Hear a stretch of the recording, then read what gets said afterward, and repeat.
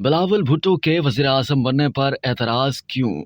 Pakistan peoples party से राजा परवेज अशरफ वज़ीर आज़म बन सकते हैं तो पार्टी के चेयरमैन बिलावल भुट्टो जरदारी क्यों वज़ीर आज़म नहीं बन सकते? राजा परवेज अशरफ को 2012 में वज़ीर आज़म यूसुफ रजा गिलानी की नाअहली के बाद वज़ीर आज़म बनाया गया तो नाक़दीन ने शोर मचाया कि जूते की दुकान पर काम करने वाले को वज़ीर आज़म बना दिया गया। लेकिन उस वक्त सदर पाकिस्तान आसिफ अली जरदारी की सरपरस्ती में उन्होंने बेहतरीन काम दिखाया। वज़ीर आज़म इमरान खान की हुकूमत खत्म होने के बाद से वो कौमी असम्बली के स्पीकर हैं। वो साबिक इंसाफिया स्पीकर असद कैसर से ज्यादा अच्छी झटके की असम्बली चला रहे हैं। लिहाजा उम्मीद की जा सकती है कि बिलावल भुट्टो जरदारी भी बेहतरीन वज़ीर आज़म साबित होंगे। अक्टूबर 1990 के इंतखाबात में उनकी वालिदा बेनज़ीर भुट्टो इलेक्शन जीत गई थी, जबकि खान अब्दुल वली खान, नवाबजादा नसरुल्लाह खान और मौलाना फजलुर रहमान जैसे कौना मुश्क सियासतदान इलेक्शन हार गए थे। 1988 के इंतखाबात में अभी इलेक्शन की तैयारियां जारी थी कि बिलावल ने जन्म लिया। बिलावल भुट्टो जरदारी की पैदाइश ऐसी मुबारक साबित हुई कि पीपल्स पार्टी इंतखाबात में कामयाब रही और कौमी असम्बली की 207 में से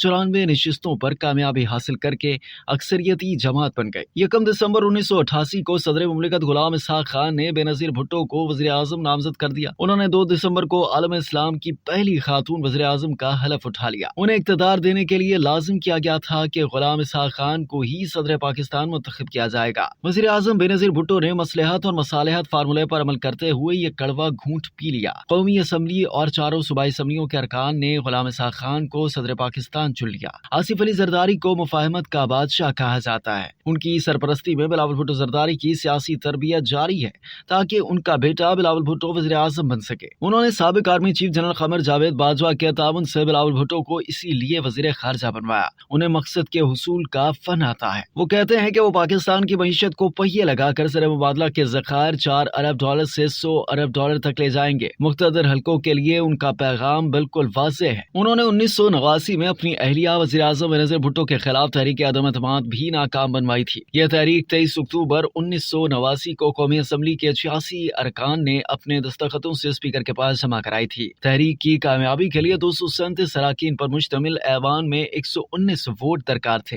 लेकिन आसिफ जरदारी ने छू मंतरी से 18 वोटों का एहतमाम कर लिया और वज़ीर आज़म के खिलाफ तहरीक नाकाम हो गई। उस वक्त भी वज़ीर आज़म शहबाज शरीफ और वज़ीर मनसूबाबंदी एहसन इकबाल की कोशिशों से ज्यादा आसिफ अली जरदारी की डिप्लोमेसी का दखल है कि MQM के 7 अरकान कौमी असम्बली हुकूमत के साथ चल रहे हैं। ये अरकान किसी भी वक्त कौमी असम्बली में हुकूमत की पोजीशन बदल सकते हैं। MQM को कराची की दुरुस्त मरदमशुमारी जैसे मसाइल का सामना भी है, लेकिन आसिफ अली जरदारी ने ऐसा अनोखा लॉक लगाया है कि MQM हुकूमत के साथ चला रही है और शहबाज सरकार का सतून भी बनी हुई है। इसमें PTI के चेयरमैन इमरान खान के लिए एक पैगाम भी है कि दुरुस्त तरीकाकार इख्तियार करके इक़्तिदार किस तरह हासिल किया जा सकता है और किस तरह इसकी मियाद बढ़ाई जा सकती है।